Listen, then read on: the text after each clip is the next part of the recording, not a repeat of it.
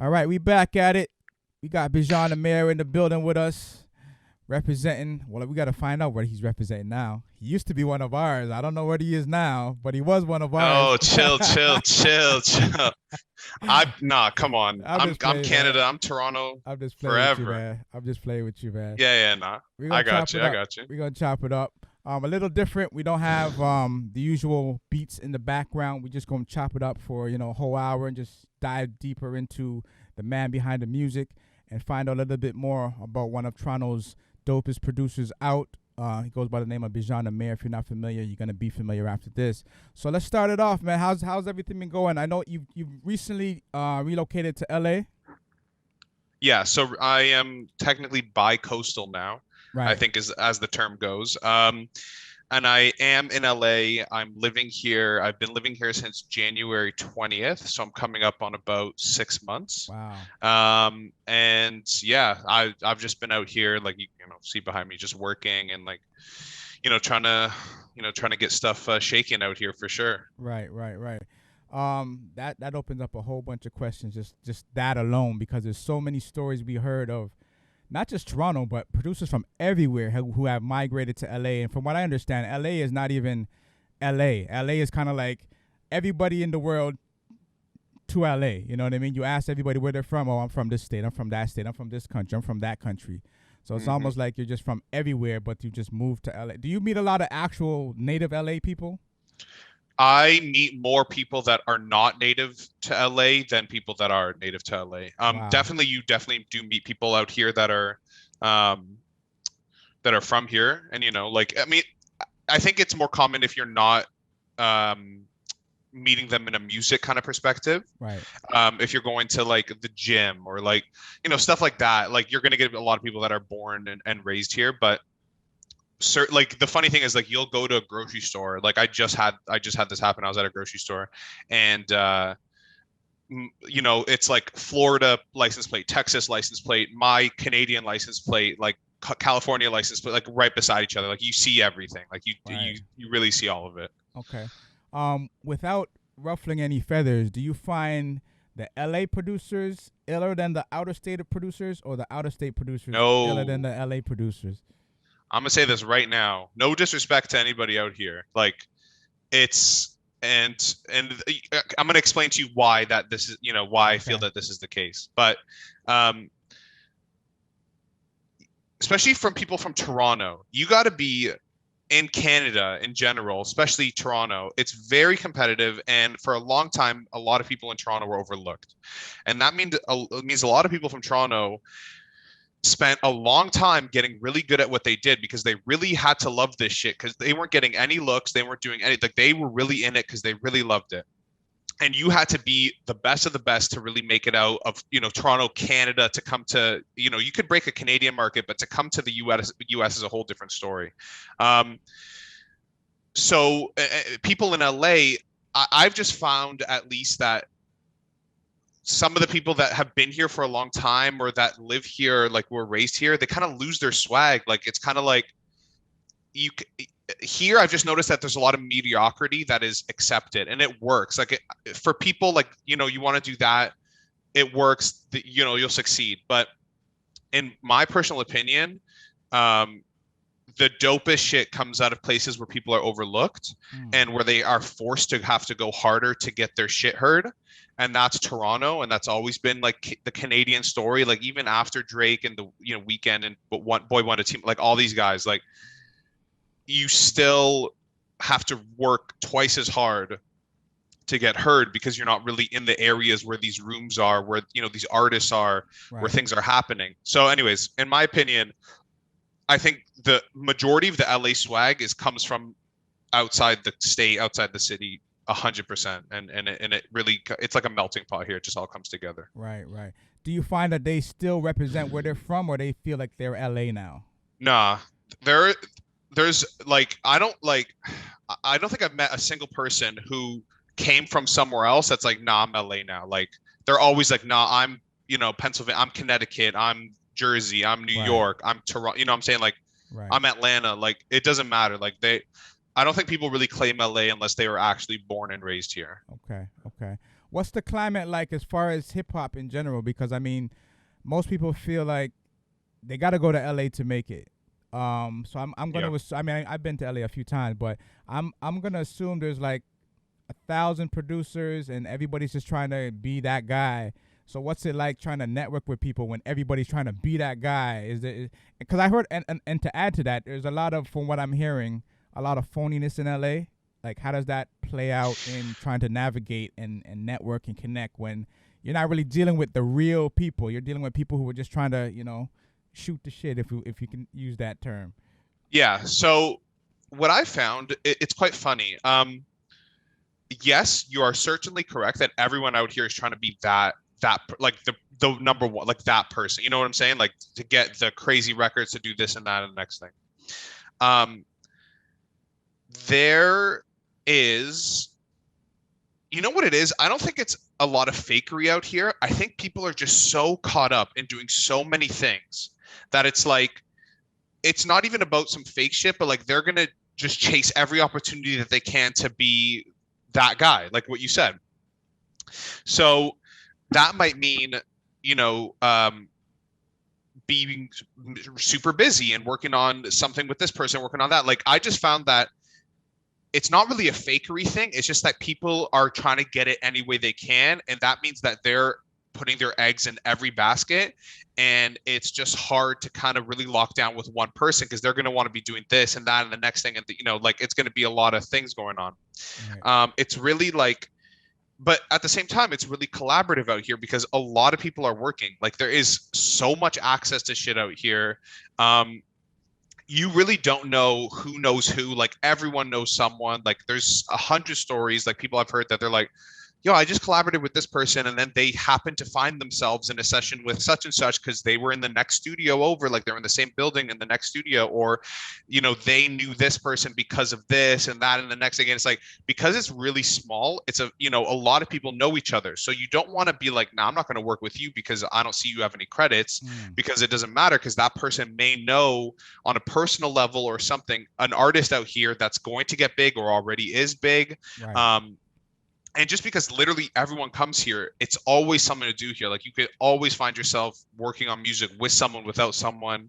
I mean, like it's truly nonstop here. So, right. And the thing is, everyone's trying to be, like you said, that guy. So you as a producer won't have any issue finding work here because everyone's working. So you could just, if you know somebody, you slide your way in here, then you meet this person, they're like, yo, pull up to this session, you pull up to that session, you meet those people there. Like it's like a really like snowball effect type situation. Okay, for sure. Okay, crazy.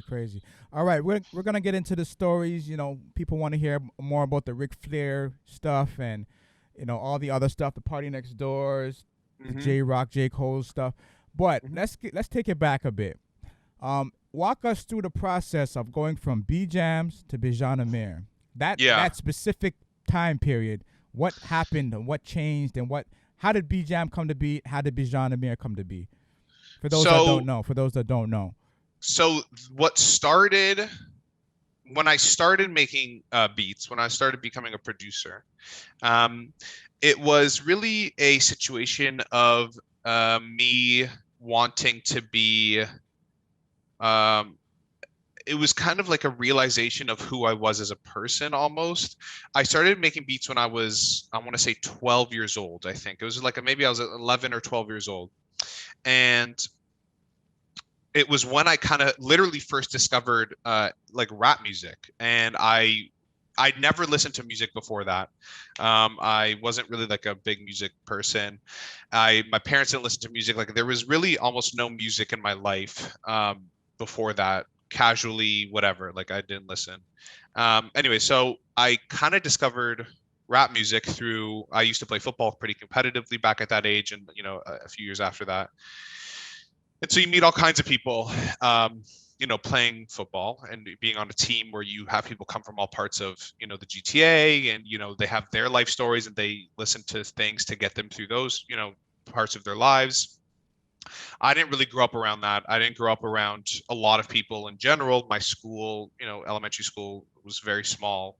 But that kind of widened my kind of view of people, music, everything. It's like it introduced me to so much. So anyway, I was like, oh, like this rap music that I'm hearing is really cool. Like I was instantly like, it didn't really take much. I was like, wow, it makes me feel cool. Like, and that's the thing about rap. It's cool. Like it always makes you feel cool. Like, you know, you listen to rap music if you want to feel dope. You know what I'm saying? Right. Like you want to get that energy up, the confidence. Right. So I felt that way.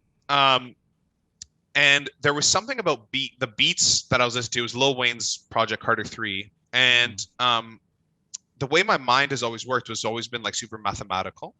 And when I heard some of these beats, I kind of started plotting them kind of in my head. I'm like, yo, that's so cool how that fits in here, how this, you know, hits at this certain part, and like how this works together with these things. It's like, it was kind of like an equation that was like, I was working out in my head. So I was like, okay, I want to try doing this shit. So I literally just downloaded FL Studio like 12, 13 years ago now. Right. And I just was like, I didn't watch any YouTube tutorials. Like I didn't know a thing about music. I was just I just messed around with it. I just like, it was one of those things where I would be like, yeah, this is cool. Like I'm going to mess around with this, this software and see what happens. And I really loved the feeling of like, of course the beats were horrible, like they were terrible, but I love the feeling of like, yo, I made this, like I did this, like, you know, I made that happen. I turned nothing into something with a few sounds. And so it was one of those things that I really just stuck with, and I really just did every single day.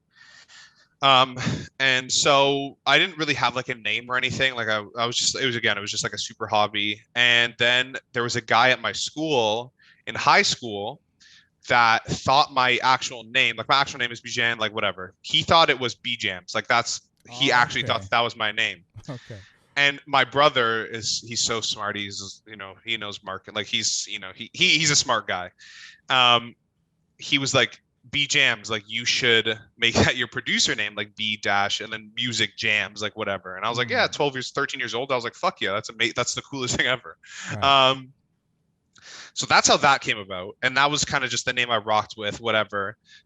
And then I think after the Battle of the Beatmakers, 2014, the year that I was in it, when was like, that was like a huge turning point in like how I viewed myself as a producer and just in general, how I viewed myself as a person, I guess. Like I had met so many people and I was like, oh shit, like this is actually like a whole community. Like this is like a whole thing going on that I'm I guess a part of that I didn't really know that I was a part of.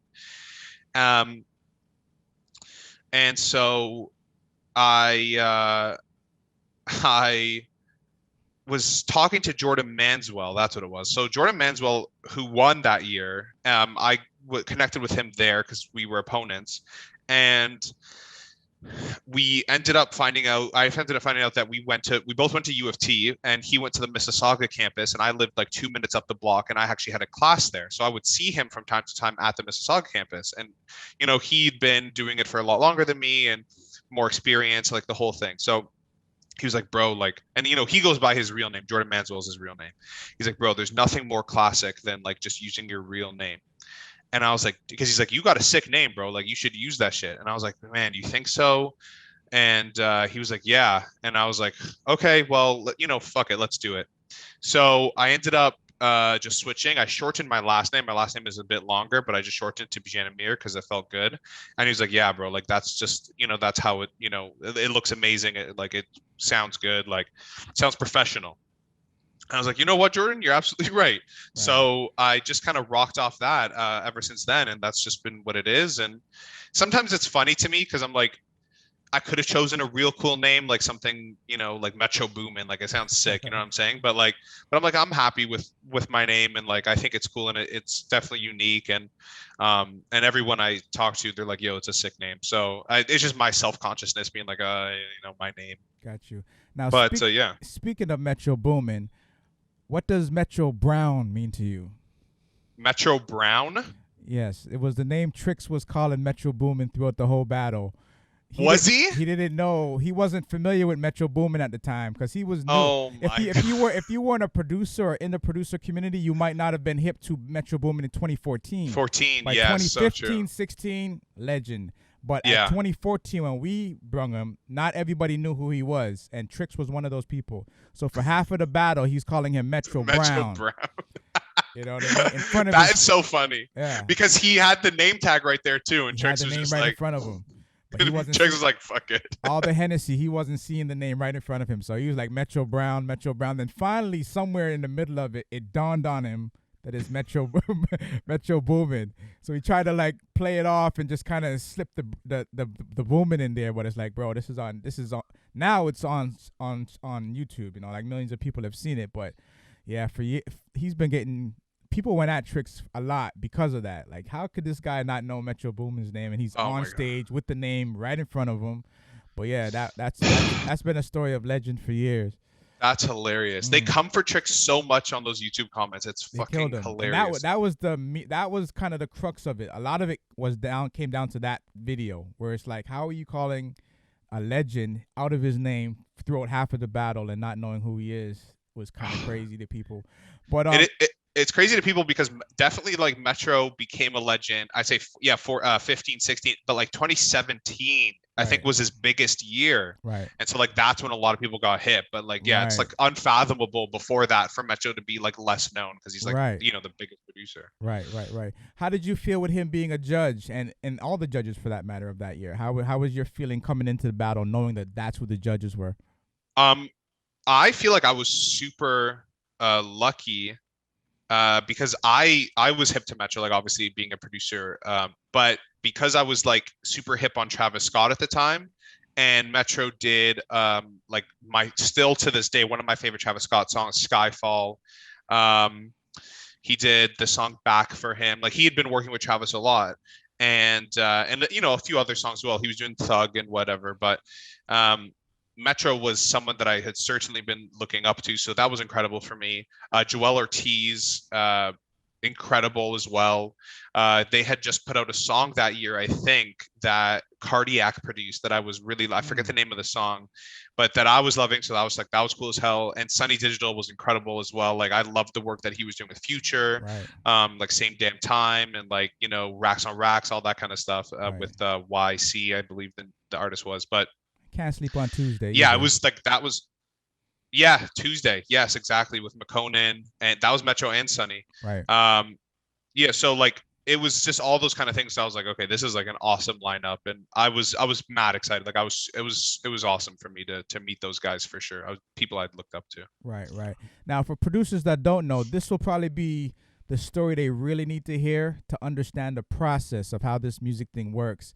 It's not, I downloaded FL yesterday, I can make a dope beat today, and tomorrow I'll have a J. Cole feature. So walk us through that battle to Ric Flair drip, however you want to describe the process. You're being on stage, you're being judged by Metro, as well as Sonny and Joel.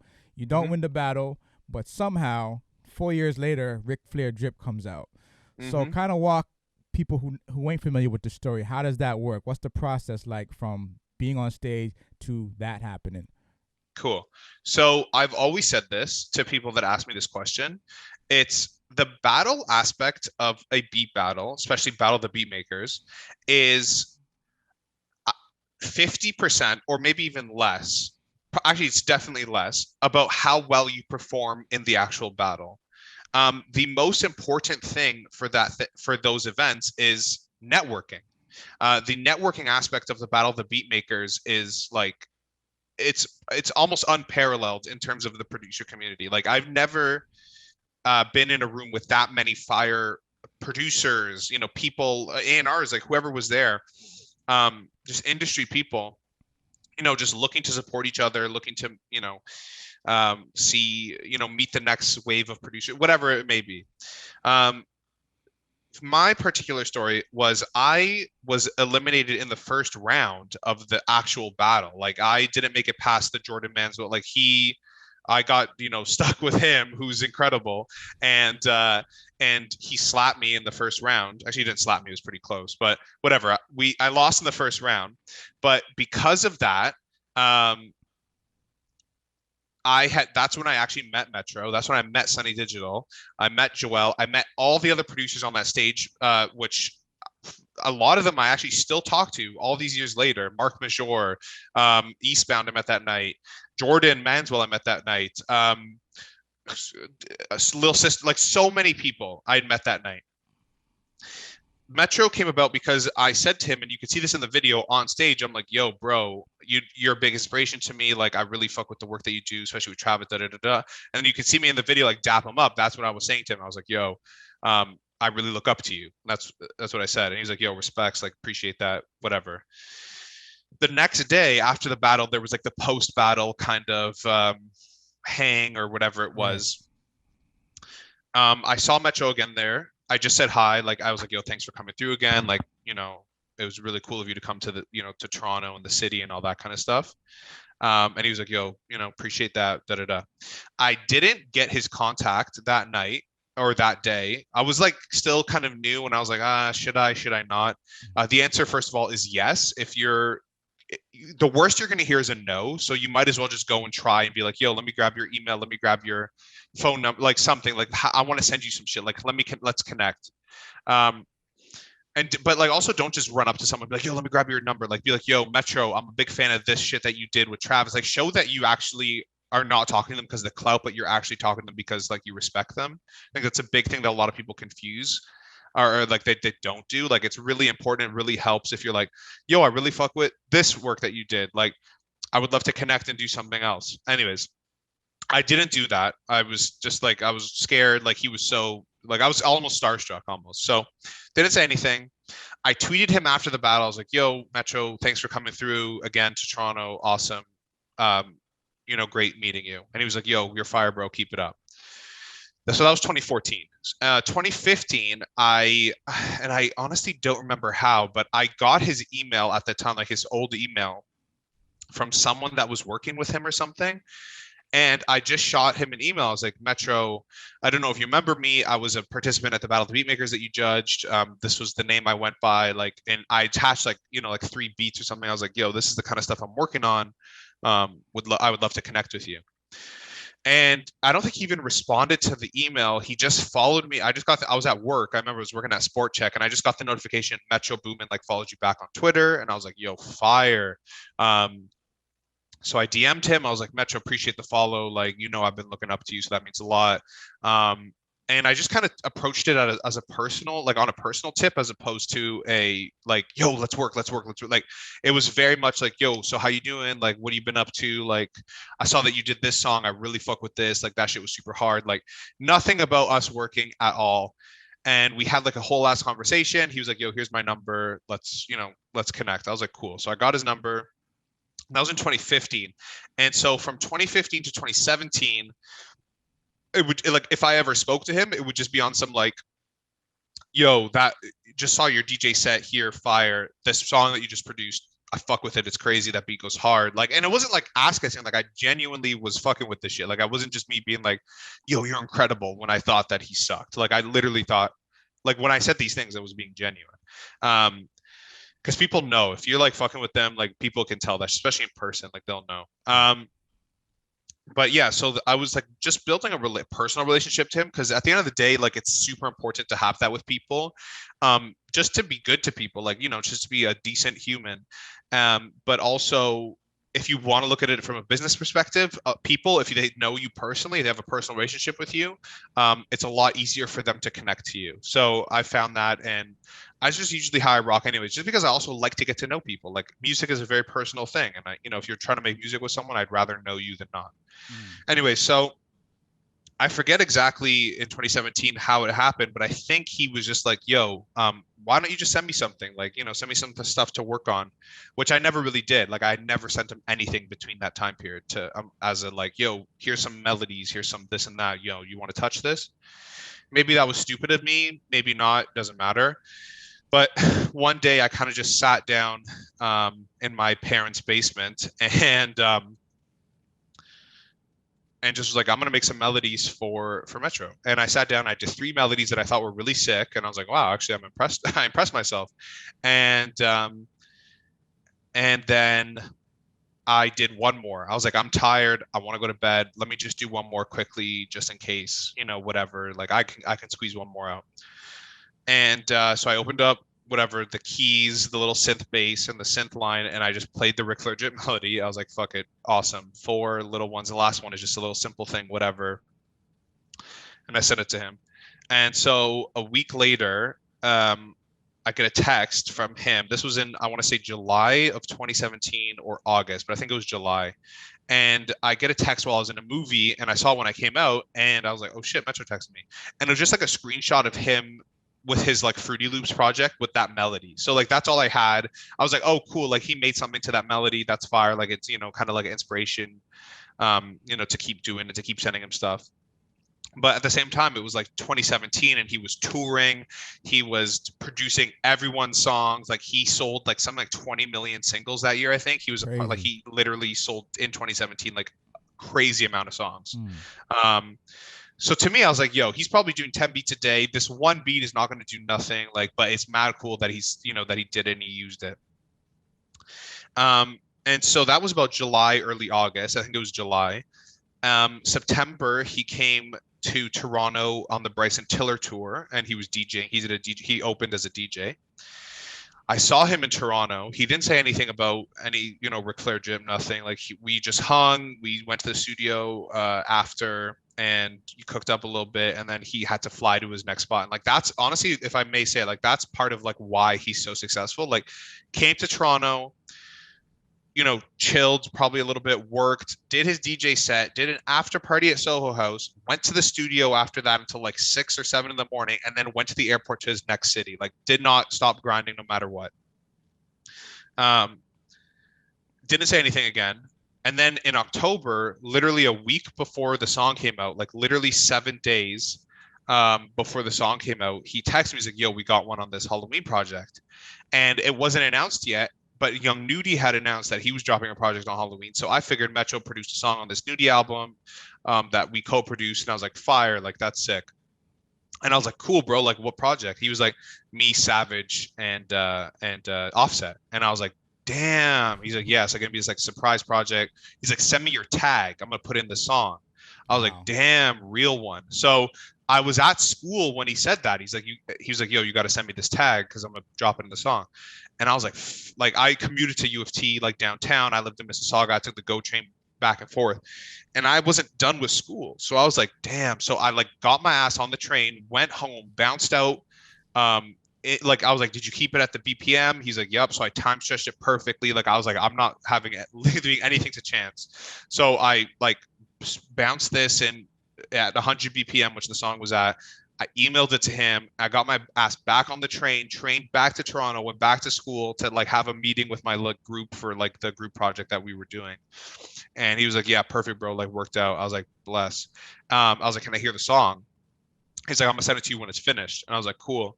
So like the week went by. I'm like sitting here every day, like, damn, like, I got this song Metro, like I'm excited. I hear the song the day before it comes out. So like it came out on a Friday, Thursday at midnight. And I listened to it during the day on Thursday. Like literally he sent it to me. And it was like heavily reduced sample rate. Like I couldn't share it at all. Like it was very private. And I heard the song. I was like, damn, like I didn't even know what I was expecting. I did not expect to hear what I heard. I originally, when I made the melody, I heard a whole other drum bounce on it. And he put like the West Coast shit on it. I was like, damn, I wasn't even expecting that. And I hadn't heard the other part, like the rest of the project. So I didn't know, I wasn't having any expectation. Even still, I was like, yo, Offset snapped on this. I don't hear Savage, so I guess he's not on it. I was like, yo, he snapped. And then like I played it for my manager, I played it for my brother and like a couple friends at school just off my phone. They were like, yo, bro, like this is gonna be a hit. And I was like, I don't know, guys. Like, they might have like another crazy song on there with like a crazy feature that'll go crazy. Like Drake might be on it or whatever. And they were like, maybe, but like, yo, this is a hit. And I was like, okay, well, we'll see. So anyways, the project drops and I see they have a track with, Travis Scott and Quavo. And I'm like, okay, cool. So like, those will probably be the ones that go craziest because, Travis brings his whole fan base. Like they'll go crazy. But then I heard the whole project and I was like, honestly, like Ric Flair, it might be the one that goes crazy on there. And then it started to do really well. And it got a lot of like a hella streams. Like it was streaming like over 1 million per day. Like at the beginning, a lot, it was streaming a lot. And it started to go super crazy. And I was like, oh shit, like this is actually doing something. And so then it got certified gold and I was like, damn. And it was still like still. And they were like, we're not going to certify it. Or like it hit gold. And they're like, we're not certifying it. We're waiting until it goes platinum. I was like, holy fuck. So and then I saw him again in January. He came back to Toronto for the Weeknd's manager, Cash, his birthday. So I seen him there and he was like, yo, we're about to push the button on it. Like music video, this whole thing. And like we're marketing it, music video, the whole thing. And I was like, damn, bro. So they do the music video. They got Flair in the actual video. The video's hard. The shit has like 400 million streams on YouTube. Like the That's video, insane. it's crazy. So I was like, holy shit. Like, and then like it just went like super crazy. So I was just like, I was in disbelief, like literally the whole time. Like I literally couldn't believe it the whole time. And to this day, like a part of me is still like, damn, I was actually a part of that record. But to tie it all back together, it's like, it literally came from an interaction I had at the Battle of the Beatmakers. I was like, yo, I fuck with you. Like just to say that to him. Right. And then like the battle, because that's probably what made him remember me. Like when I emailed him and then when we started talking, like it literally came down to something as small as me just meeting him and being like, yo, I've always fucked with you. You're dope type shit. Like that's all you have to say to someone. Be like, because then they'll remember you. If you're like, yo, I'm a fan of you, as opposed to, yo, what's your email? What's your IG? Let's work.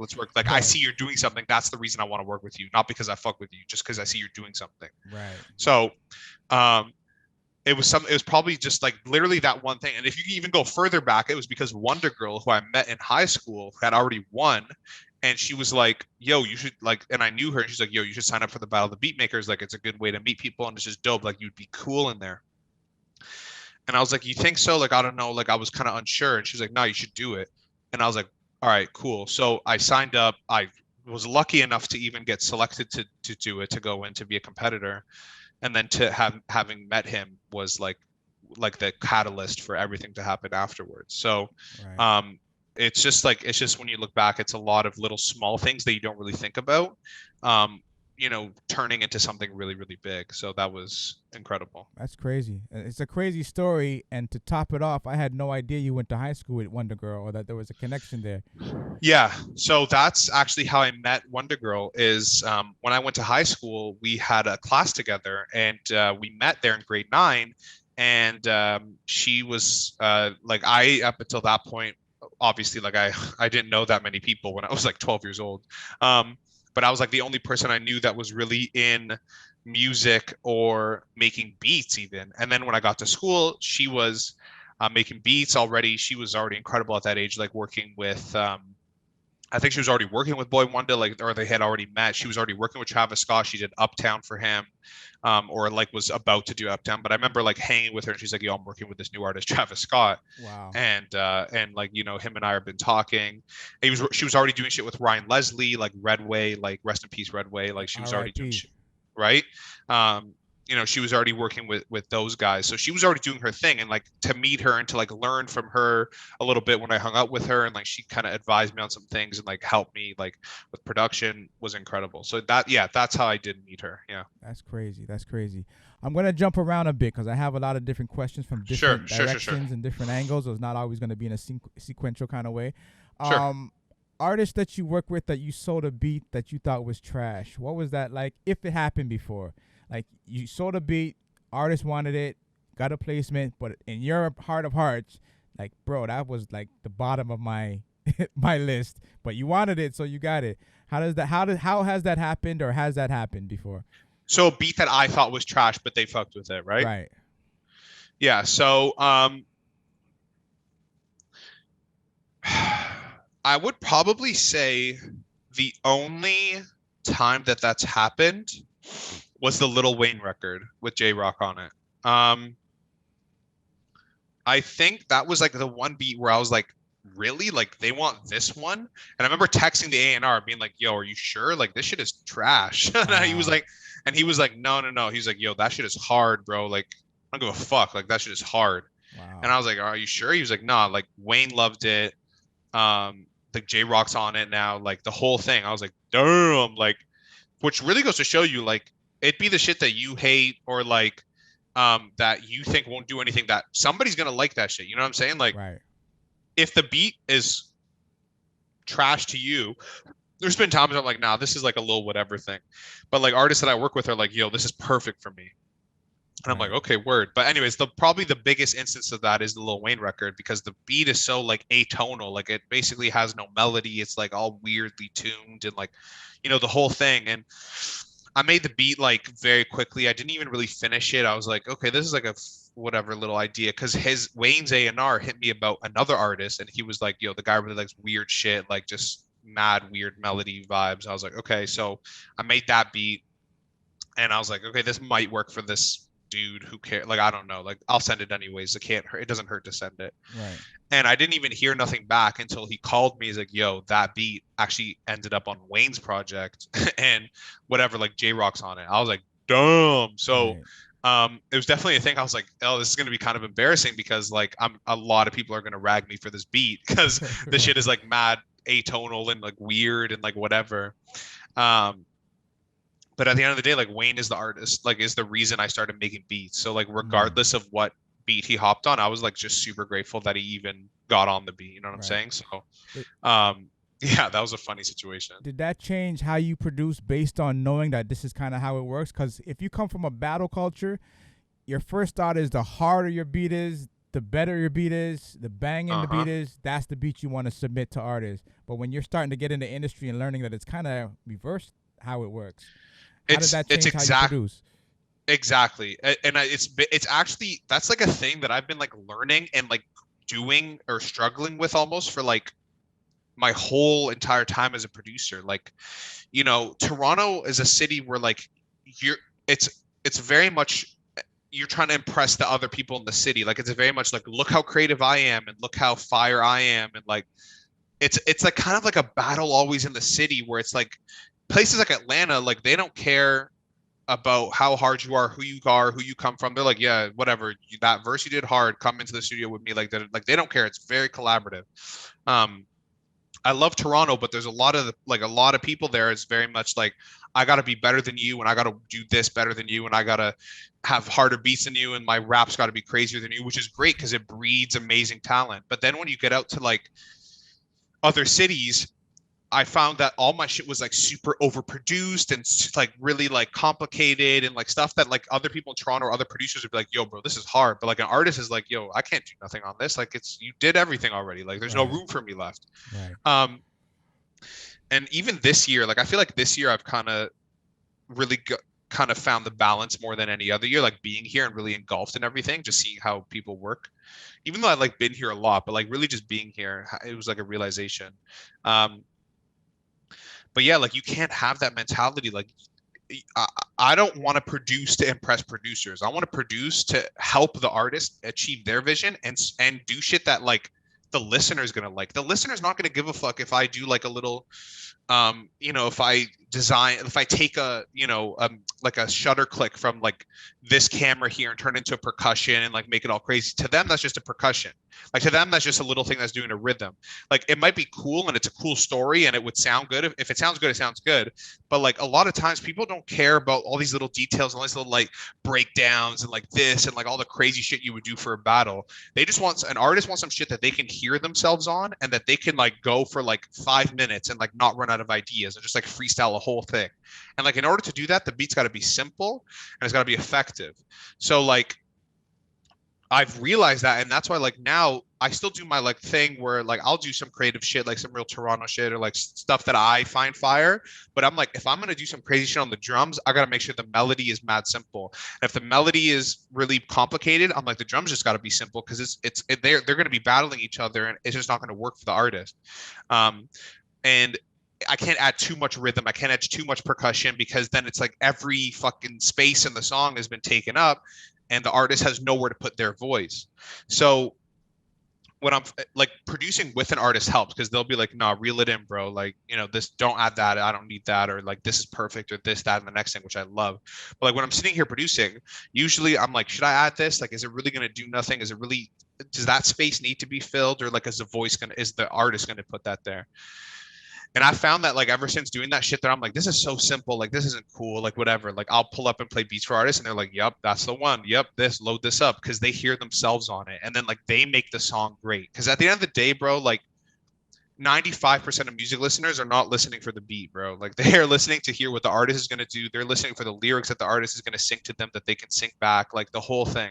Um, so I'm just here and I've realized my whole purpose is just to serve the artist and serve the consumer, like make sure that they love the music and I take the back seat. Like I'm not here to impress, the boy wonders and the T minuses. Like as much as I would love to impress them, I'm here to make sure that the songs get made and get made the right way. So that's kind of like where like the change of mind that I've had. Right. Okay. Give me a song that you thought was so dope over the last maybe year that you wish you produced it. Like it was so crazy. It was like, yo, I wish that was mine.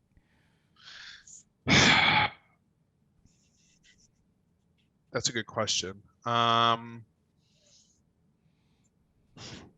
a really good question. That a song I have loved so many songs. I'm like, damn, bro, I really wish I did that. Let me see. Actually, let me tell you right now because I have a list of songs in my library that I really, really love that I've saved and that I wish I did. Probably some on this J. Cole album. This shit is hard. Right. The 21 Savage song and the Pride is the Devil song with Lil Baby, super hard. Right. Oh, some baby keem shit for sure. Honestly, Okay. I have my answer. The one song, and I don't think it came out in the last year. It might have came out in 2019. I think it did. But it's Baby Keem Bust Her Up, and that song literally gets me so hype every time I hear it. Like that beat is like got a crazy bounce to it, like the little flute line, like, and what he did on it is it's like I listened to that song so much. I was like, I wish I produced this shit. Like, I didn't even think it's like one of his most popular songs, Right. but it's a song that I love so much that I'm like, damn, bro, I really wish I did this shit. Wow. Okay, now for producers who are just getting in the game, give us an idea of what it's like to be in the studio with artists, and also like without naming the artist's name, but like your craziest experience in studio with an artist, without naming names. That was like, wow, I can't believe this just happened. Like it's a wild studio story. I will, you know what, fuck it, I will name names because Okay.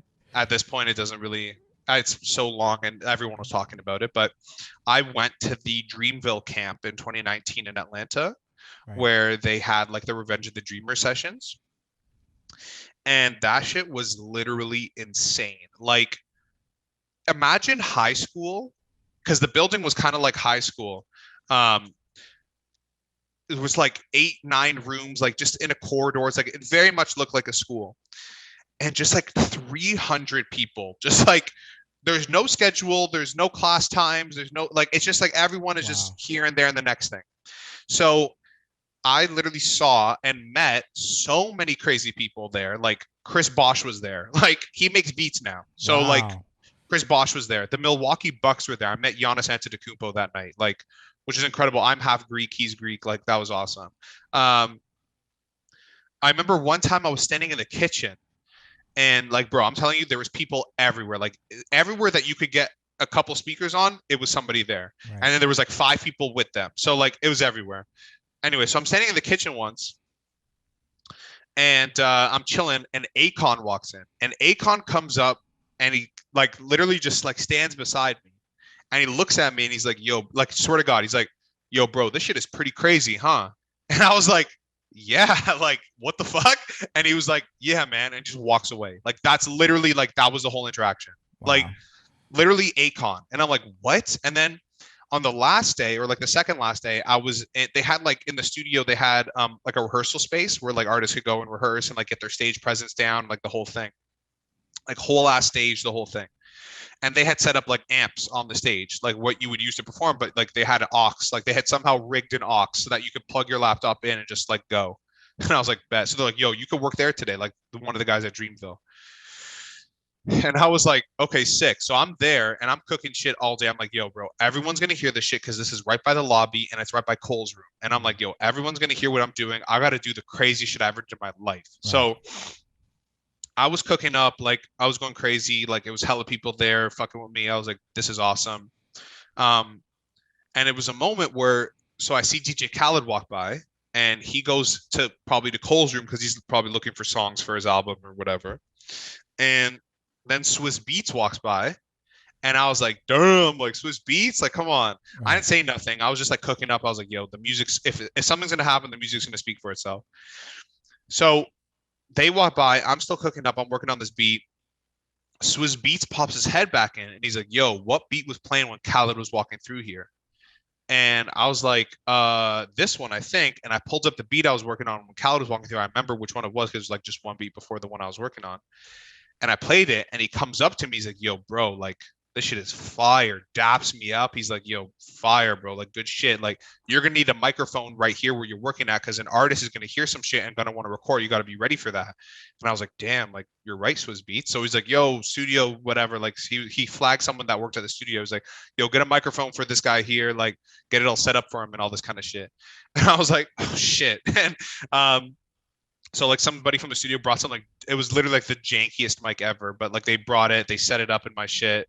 And Swiss Beats, I was like, yo, respect, bro, like thank you. And he was like, yeah, bro, like no doubt, like showtime, and like dapped me up and like Right.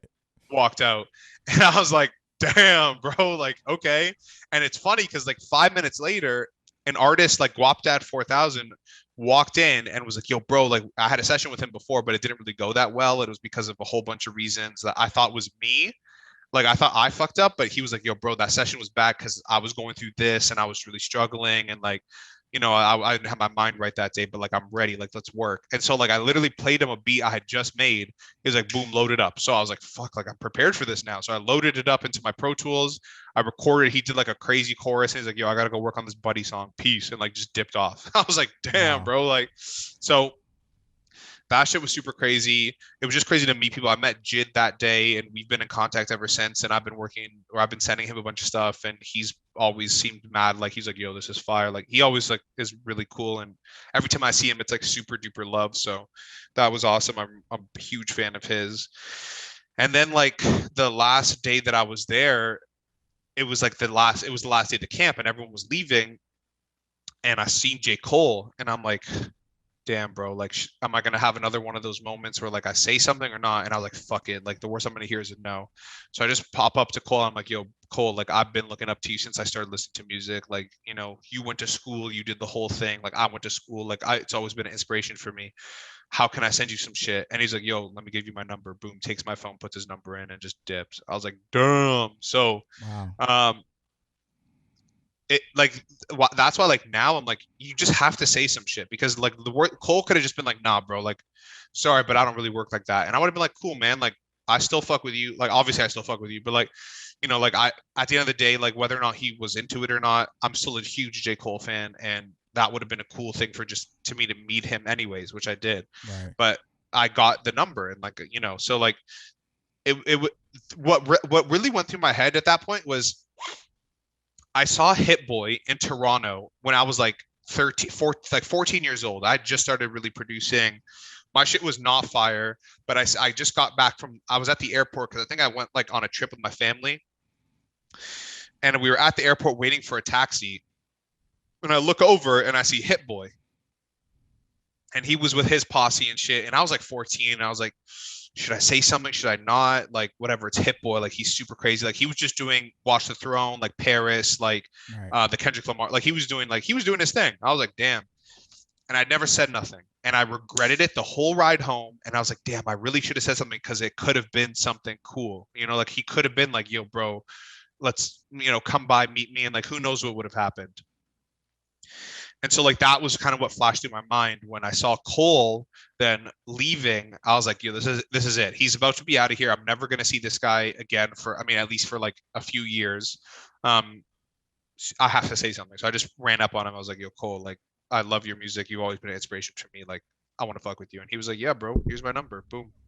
And I was like, damn, that's crazy. So that was probably one of two really crazy, incredible experiences I had working with people like or being around really famous or talented people. The other one I probably shouldn't speak about just because it was kind of private, Right. but it was like let's just say a couple legends, a lot of legends. One of them was from Toronto that I was hanging around with, and they were all like amazing people, like shit that you hope that they would be, that that they're mad nice and real normal. So like Right. shit like that has just been really incredible. Okay. I want to get into some business stuff in a bit, but before we get there, What are some production tips for producers? What are some secret weapons you use, plugins?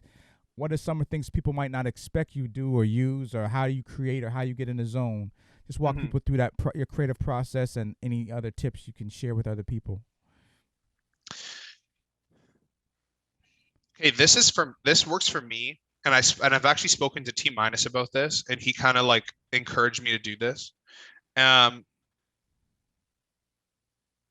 Honestly, like, don't overwork yourself. Like, I cannot sit down and make 10 beats every day back to back. Like, there are times where yes, I can if I'm really inspired and like I have a lot of dope people sending me stuff that I'm like that inspires me, and I'm like, this is like almost effortless. And there's times where I have done like 10 or 12 beats, like really good ones, and not just like quick ideas in a day from morning to night, just because um I'm inspired and like I'm inspired by the sounds I'm hearing, and it's like again, like it's like effortless. But there's a lot of times where like you got to take a step back and like actually get inspiration, go outside, like go enjoy your life, go see people that you love if you have people that you love, like go and be around people, go and do things, like stop thinking about music so much, and go listen to other genres and go listen to other things, and like get inspiration from other places. Because I swear to God, if all you do is listen to like rap music, you will and then just try to make 10 beats a day. Number one, you're going to burn out super quick, and number two, your beats are all going to sound the same unless you're like a prodigy, you know what I'm saying, like unless you are just naturally incredible. It's so important to get inspiration from other places because that's how you learn, that's how you expand your breadth. um which is what I try to do. And it's super important to just go out and enjoy the other parts of life. Like a lot of these people are like young people, like between the ages of maybe as low as 16 to like, and or your mid to late 20s, early 20s, it doesn't matter. Like these are the times where you want to be outside, where you want to be seeing your friends, where you want to be living, because then your 30s or like whatever the case is, and you have less time for these things. Or when you get older, you start seeing your friends less because they're doing their things, and you're doing yours, and like so for music, from a non-music perspective, like a non-production standpoint, that is the most important thing in life, to me. Go and actually live, do things, you know see your family, see your loved ones, um go to the park, whatever. I think that is the most important thing for me of all time. Production wise, I say don't force anything. So you know if it's not really, if there's something you're really there's a difference. Okay, so there's a difference between forcing something and then working hard on something. For me, um if I'm not feeling something, I'm just done working on it. Like I'm not going to force myself to work on something I'm not feeling. Like I don't care if they're like, Lil Baby wants a pack right now. Like Lil Baby's looking for a pack. If I don't feel like making like trap beats, which I don't really feel like making a lot of the time, I'm not going to make the pack. I'm going to focus on stuff that I really do like making and like with people that I really like creating with or for, because it gets a better performance out of me and it's something I'm more proud of. Like I've had songs come out with like pretty decently big artists that I don't listen to. Like I don't really care about them. It's not as exciting as maybe somebody might think it is for me because number one, I never had a hand in like actually making the song. It was just me sending off a beat and like, okay, here's the song. And number two, I didn't really care for it, like because I have no attachment to it. So for me, the most important thing when I'm producing is like not forcing things. So if it's effortless, if I'm like hear a melody or if I'm making something and I'm like really into it, I'm like, yeah, fuck yeah, I'll do the job. I'll like go crazy on it just because I'm like, number one, it's inspiring me. Number two, I'm feeling it, like I'm loving it. Number two, um, don't feel the need to make those 10 beats. Like you don't have to. Like if you focus and really make quality shit, like I've been doing this for 12 years. So now I can do something with really good quality quickly because I know what I'm doing. I know what I'm looking for. I know how to use the software. Like it's the back of my hand. So for me, making something really cool doesn't take that long anymore because I just know the technical part of it so well. So like as soon as I think it, I know how to do it. But that doesn't mean that it's not dope. It just means that I know my shit really well. But there's times where I need to like, I'm like, I gotta find the right sound for this. I gotta tweak this properly. I gotta make sure this works. I gotta, all that kind of stuff. And that just means that I really like it and I'm gonna spend the time to work on it. Um, And then there's times where like it happens like this, like I'll have 30 minutes in and out. The beat will be basically finished because I'm like in a groove and I'm like, yes, this is the sound and here, and I know this pack has this, and this is the effects I want to do on this, and blah blah blah blah blah. And then I'll do like a lot of beats quickly. But for my production, it's just if I'm forcing it, I'm not doing it. I really only do shit if I really love what I'm hearing. If it's shit that I would like to hear somebody do, and really, actually, honestly, that's probably it. Like shit, like for my production, is like just feel good about what you're doing. Like it's not supposed to be a job. It's really, music is an expression of you. Like you're supposed to love what you're doing, and I really maintain that mindset. So personally, for me, it's just like that's just how I work, and it always has been. Like for me, the way I view things is that what like do something different, like do something that you really love, because even if it's bad, you've probably learned something from doing it, which you can then apply to future production or future songs or whatever, like stuff that you might have done. Like maybe this beat is bad, but I did this one cool thing that I could do to next song that would be really cool. And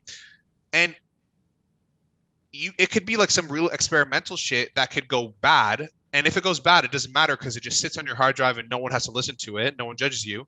But if it goes really good, then you've just done something that no one else has done. And then everyone is going to listen to it, because if you get that sound out, then all of a sudden it's like, yo, they started that sound and that shit is super cool. Like that's a really cool thing that they did. And now it becomes popular. So it's really a no lose situation. Right. So that's just kind of how I always work. If the artist wants something really simple, then I do something easy breezy, like don't go crazy with it. Nothing, too out of the box. Okay.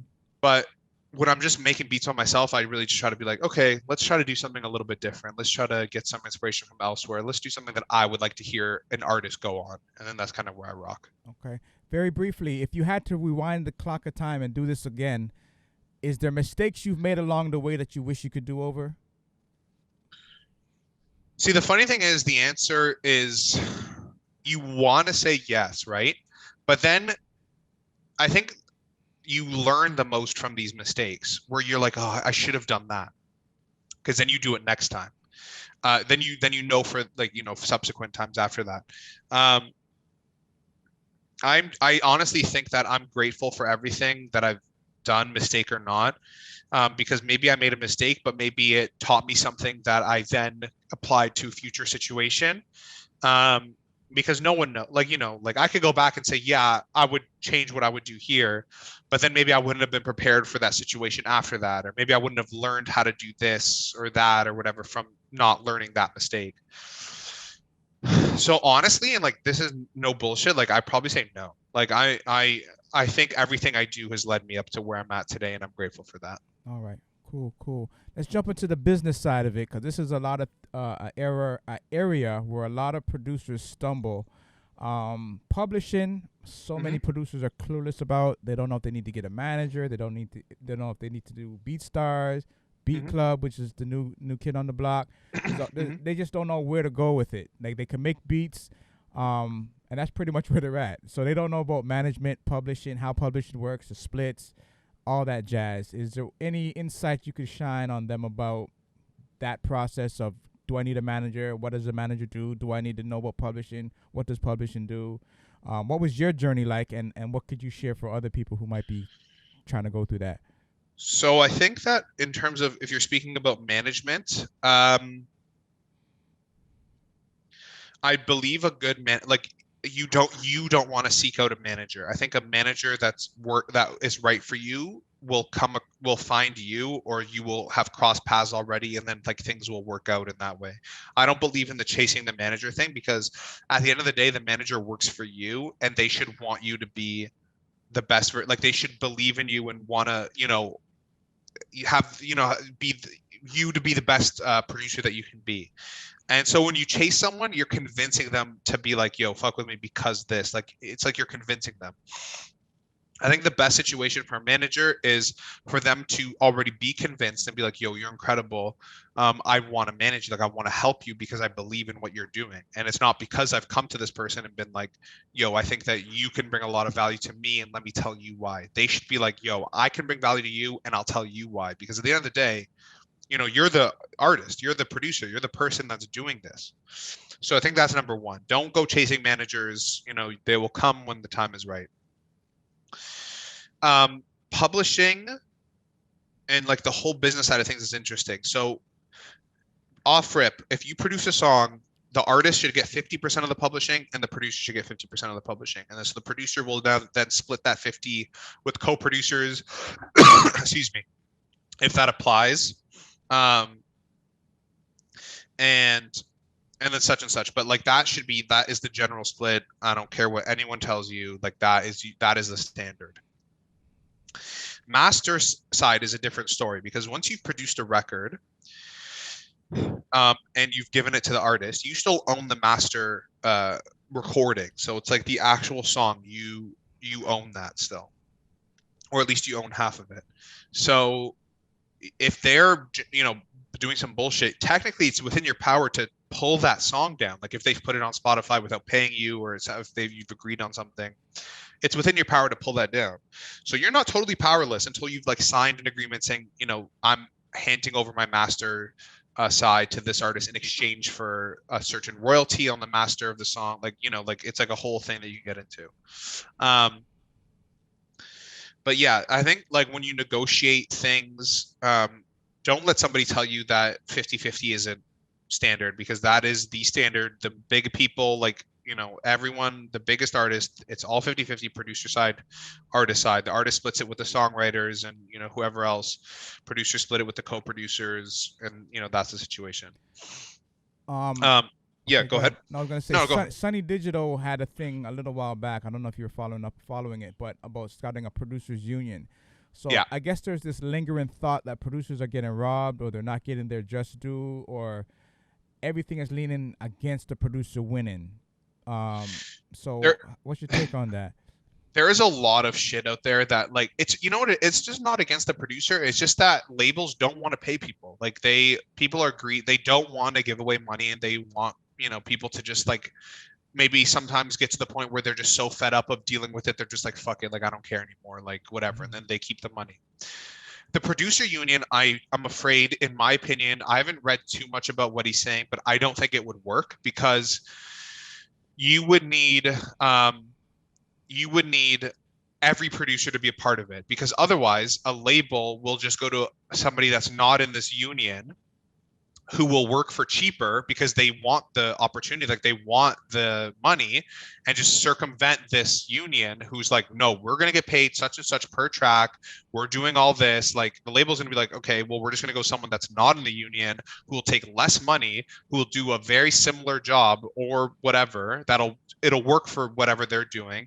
And we don't got to deal with this union shit. So unless literally every producer's in this union, I don't think it's a thing, because you're going to have, this person wanting this person's going to want to step on this person to get up here. Like that's how these guys are. That's how things work. So it's like, you're going to have that, as long as there's one person that's willing to step on somebody else to get up, in a place of, power, like to get that money, to get that credit, whatever, I don't think it's going to work. The most important thing for producers to have to not get fucked is a good lawyer, someone who believes in you, and good management that's going to negotiate for you on your behalf. I think if you don't have a manager, or not yet, you got to just be like, yo, I need 50% of this. Well, like you got to just be firm and just argue for yourself and just negotiate for yourself and just know how to do it. And I think if you're just starting out, like you don't really need a manager if you're not really doing much.